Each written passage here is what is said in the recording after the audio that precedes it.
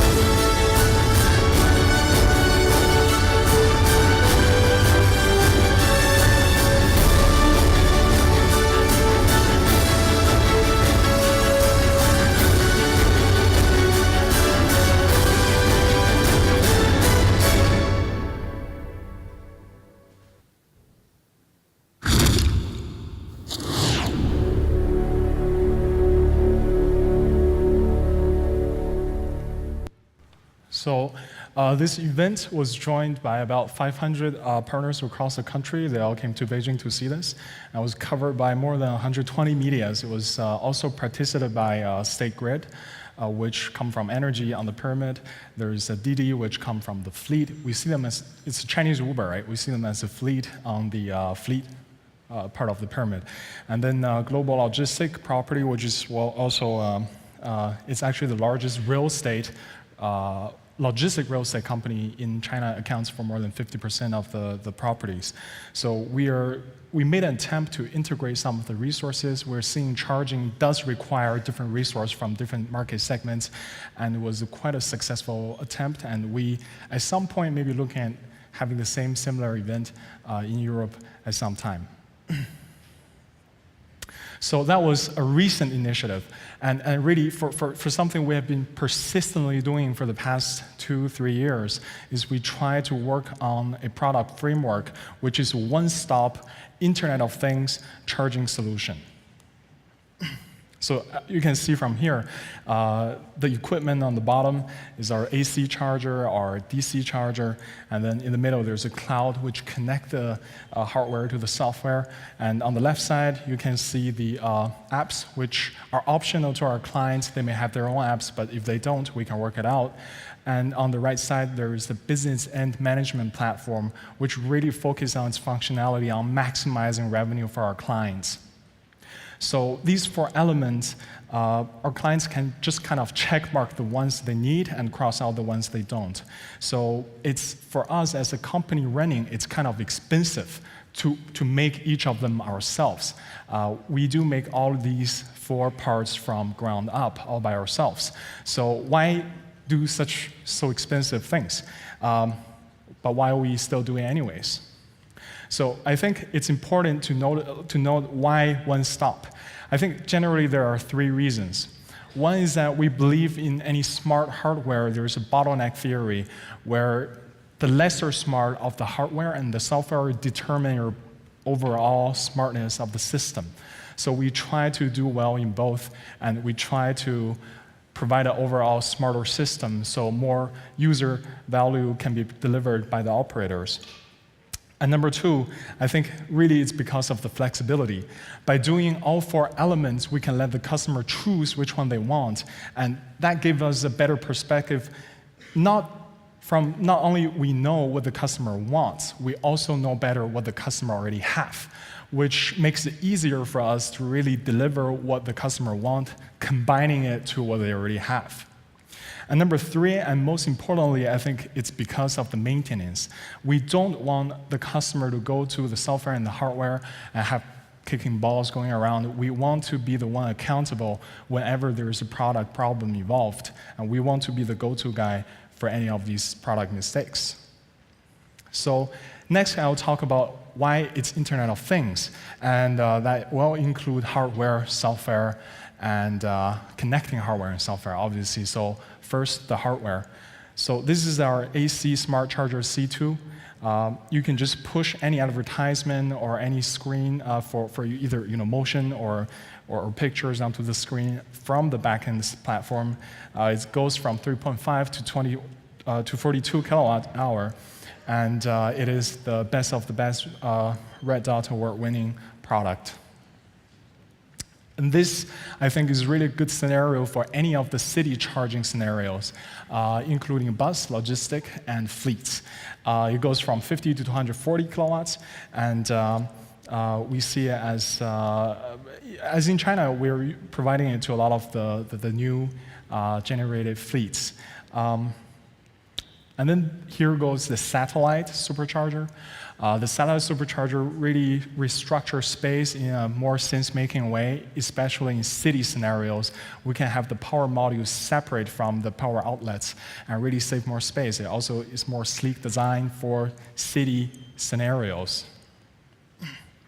And the C9 satellite supercharger also has an Ultra Edition we're working on. It will go up to 400 kilowatt per nozzle optimally. And we think this will be the best scenario for highway charging installation. We can finish a car's charging in about 15 minutes. So with all the hardware mentioned, we talked about IoT, including the software, and we are really adaptive to all kinds of platforms. We can connect those hardware to either it's maps or it's city governments apps or any user-bearing applications from this hardware system. We have very standardized API to service these. And on the management platform, our optimal goal is to maximize revenue. and increase turnover. So our entire business and platform really focuses on maximizing turnover. There's late fee, there's lineup, there's a variety of mechanism. You can adjust when your charging is open to the public or open to your own fleets. You can adjust how much you charge to the public and how much you charge to yourself, how much you charge to your contracted partners. All these with one purpose, to maximize your revenue. So why Internet of Things? We talked about why one stop. Now why Internet of Things is because we really think we can unlock new values in the system by having it as an Internet of Things product.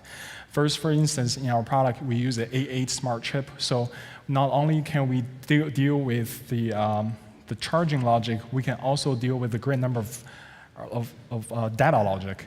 So, and also by combining hardware and software ground up by ourselves, we can realize functionalities such as over-the-air upgrade, which we think is very essential in reducing cost for operators.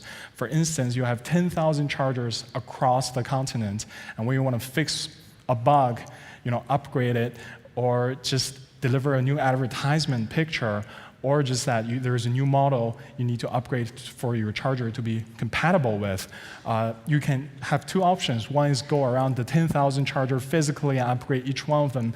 The other is to push one button upgrade on our platform and have them all ready for the upgrade. So we think this will systematically improve the cost structure of our clients. So XCharge at service. Here are some of the data we are getting. We're seeing there are a lot of growth in fleets in cities such as Shenzhen City. And if you look at the data, you can see that this station about 13 AC at 7 kilowatts and 4 AC at about 42 kilowatts, and 15 DC plugs are running at about 15,000 kilowatt hour per day. And if we look at the DC, each one nozzle can service up to 24 vehicles per day. And this station is mainly on buses. So the next one is more on taxis and logistic cars. The green ones are logistic cars. These ones are a taxi. Because it's in Shenzhen, a lot of BYD vehicles. And as you can see, it has similar data. It's running at about 16,000 kilowatts per day per station, and 17 for the usage for the DC. And this is a C9 product delivery. We're delivering to XPeng, which is kind of the Tesla of China, and invested by Alibaba. So this station, we really separate the power modules from the power outlets, and it's now already functioning, and I think it's servicing about 20 vehicles per day per plug. So if you look at the average, we're getting about, on a city like Shenzhen, on a city where your logistic partially converted to EV, on a city where half of your taxis converted to EV, and some of your buses, you're getting data such as per charge, you're going for 28.5 kilowatts, and about 35 minutes per charge, and on average, DC and AC each nozzle is 11.2 charges per nozzle per day. And if you look further on the data, we do see charging behavior really affected by operation mechanisms. If you look at it from 0 to 6, 7 a.m., there's the most charging only because the electricity is cheaper at that time. At 9 a.m., people go to work, less charging. And then there's another peak when people have lunch, and then another peak when people have dinner. So this is some of the data we have been extracting from operating.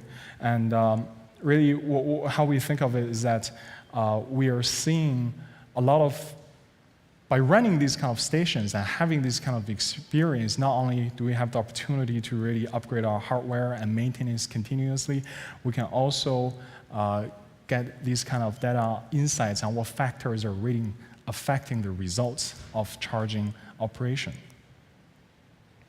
So now we talked about because of the growth of fleets, there's been a very large surge in operating kind of income for the operators in some parts of China.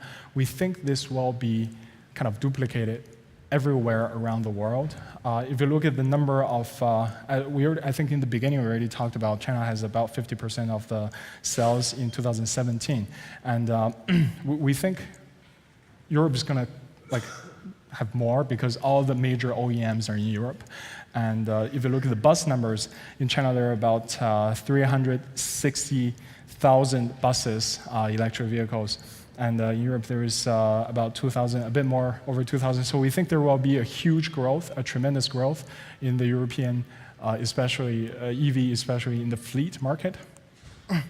And we did set up, to better service this demand, we set up a branch in Hamburg where we really see that's our participation in the e-world, and we really see ourselves as a global team. Our investors include Samsung, include GGW, which is from United States, and we think a lot of our software capabilities will be developed locally in Europe. So we're working with TÜV Rheinland for quality. We're working with Tocem for maintenance. We think Tocem is a really great company. They are ranking top 1 in terms of servicing gas stations. And we are working with Procom on matters such as load management and electricity future and predicting price for charging as well. So we do see, as a conclusion, we do see unprecedented opportunity in this field that's happening to both vehicles, transportation, and happening to the energy industry. You used to have a lot of maintenance for the gasoline cars, and then you have the gasoline for the gasoline car. Now it's mostly just charging with the EVH. And then for the energy consumption, we're seeing that electric vehicle will be a very large consumption that we all know, and it will be a flexible load, which we think is of great value to the energy system. It will be a load, as we saw, because of the price adjustments, it will be location flexible and will be time flexible, which probably can solve some of the issues we're facing in the energy industry. And we as XCharge, our purpose is to really navigate our clients through these opportunities and actualize the underlying value of it. So that's it. Thank you.